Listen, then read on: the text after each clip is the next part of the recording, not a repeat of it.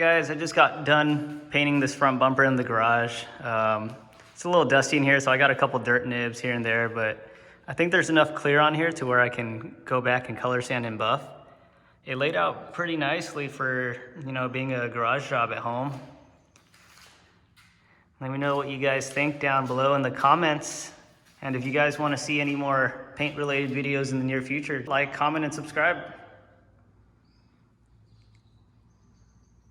All right, so I'm also going to be shooting this crash beam black again. It's gone through a bit of rock chips and whatnot, so we're going to try and get this looking a little bit better.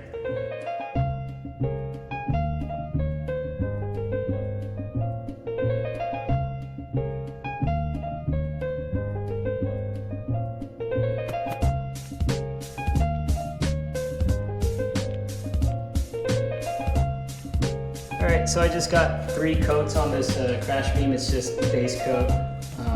I didn't really think that we needed any clear on it, probably because it's probably just gonna chip again and I'm just gonna have to reshoot it again, but I just wanted a front crash beam that was all one color.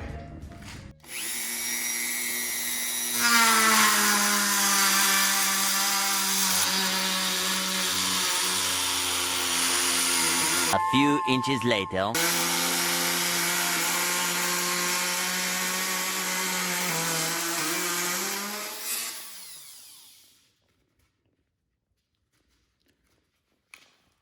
I got some plastic on my face. Yeah, this shit was hot.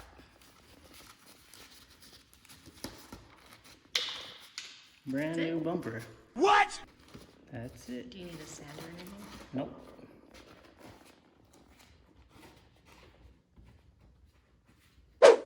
All right, guys, the bumper is back on.